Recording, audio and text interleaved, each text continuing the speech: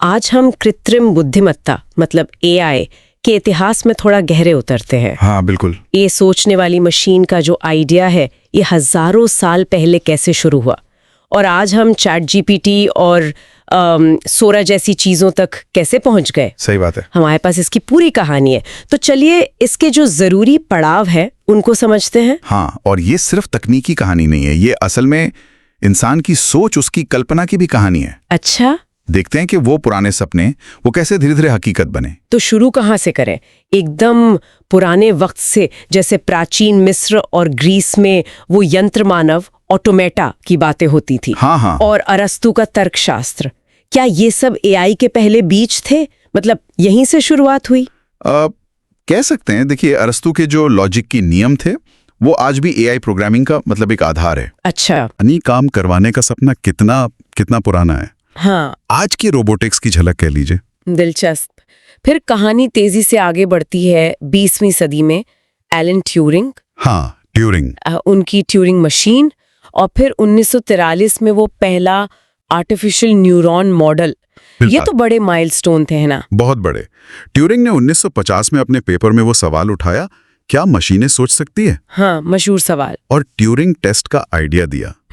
ये एआई के लिए मतलब दार्शनिक और तकनीकी दोनों तरह से एक शुरुआत थी। और वो न्यूरॉन मॉडल, वो गणित के हिसाब से सीखने वाली मशीन की एक इकाई बनाने का पहला गंभीर प्रयास था। और फिर आई 1956 की डार्टमाउथ कॉन्फ्रेंस। बिल्कुल। जहां आर्टिफिशियल इंटेलिजेंस शब्द ही पहली बार इस्तेमाल हुआ।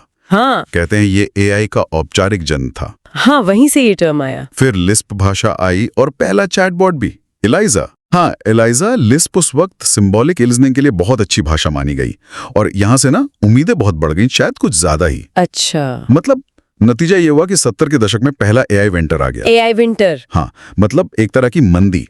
उस वक्त की जो तकनीक थी, खासकर कंप्यूटर की पावर और डेटा की कमी, वो उन बड़ी बड़ी उम्मीदों पर खरी नहीं उतर पा रही थी। तो फंडिंग कम हो गई, रिसर्च धीमी पड़ गई। ये उतार चढ़ाव तो है इस कहानी में, लेकिन 80 के दशक में वापसी हुई एक्सपर्ट सिस्टम्स के साथ। हाँ, कोशिश हुई। एक्सपर्ट सिस्टम कुछ खास फील्ड्स में काम आए भी, जैसे मेडिकल डायग्नोसिस में, लेकिन उनकी भी अपनी सीमाएं थीं और वो महंगे भी थे। तो 80 के दशक के आखिर में फिर थोड़ी सुस्ती आई। फिर एक और मंदी। हाँ, छोटी, पर फिर 1997 आईबीएम का डीप ब्लू। हाँ, गैरी कैस्पारोव को हराया, वो तो बहुत बड़ी खबर थी। बहुत बड़ी। उसने यह दिखा दिया कि एआई जो है वो जटिल स्ट्रैटेजी गेम खेल सकता है। हालांकि उसका तरीका थोड़ा अलग था, वो ज्यादातर कंप्यूटिंग पावर पर निर्भर था, बाद के एआई जैसे अल्फागो से अलग। तो डीप ब्लू एक तरह से सिंबल बन गया, पर असली रफ्तार कब आई? मतलब आज जो हम देख रहे हैं उसकी शुरुआत। असली मोड़ आया 2000 के दशक के मध्य में। दो चीजें हुई, इंटरनेट से डेटा बहुत ज्यादा बढ़ गया और कंप्यूटिंग पावर सस्ती हो गई। हाँ, ये तो हुआ। और इसी माहौल में जेफरी हिंटन जैसे लोगों के काम से डीप लर्निंग का उदय हुआ। Deep learning? हाँ, ये एआई के लिए बिल्कुल क्रांति जैसा था, खासकर आवाज पहचानने, तस्वीर पहचानने जैसे कामों में, क्योंकि ये मॉडल जो हैं ये खुद ब खुद डेटा से पैटर्न सीख सकते थे। और यहीं से हम आज के दौर में पहुंचते हैं।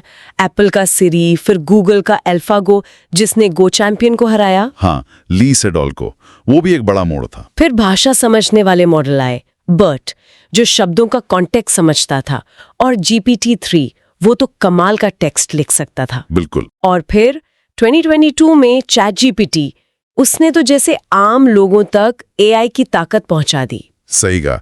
और अब बात सिर्फ जानकारी समझने या देने तक नहीं है। चैट जीपीटी के बाद अब हम जेनरेटिव एआई के युग में। Generative AI? हाँ, मतलब एआई अब खुद कंटेंट बना रहा है। डाली जैसी तकनीक तस्वीरों के लिए, और अभी हाल में ओपन एआई का सोरा, वो टेक्स्ट से वीडियो बना रहे। कमाल के वीडियोस। हाँ, वो तो देखा है मैंने। मशीनें अब रचनात्मक काम कर रही हैं, कोड लिख रही हैं, संगीत बना रही हैं, तस्वीरें, वीडियो, सब कुछ। भविष्य की बात करें अगर, तो एआई डॉक्टर, टीचर, वकील, इन सब भूमिकाओं में मददगार हो सकता है। उम्मीद तो यही है, कई कामों में मदद कर सकता है। पर सबसे बड़ी चर्चा आजकल एजीआई की हो रही है, आर्टिफिशियल जनरल इंटेलिजेंस। हाँ, एजीआई। ऐसी एआई जो इंसानों की तरह या शायद उनसे बेहतर हर तरह का काम सोच समझ सके। और यहीं पर आकर सवाल बहुत गहरा हो जाता है, एजीआई का विकास हमें ले कहां जाएगा? हाँ, क्या ये इंसानियत के लिए एक जबरदस्त उछाल होगा, हमारी क्षमताओं को कई गुना बढ़ा देगा, या फिर ये रोजगार से लेके कंट्रोल तक नई चुनौतियां खड़े करेगा। इस पर दुनिया भर में बहुत गंभीर बहस चल रही है।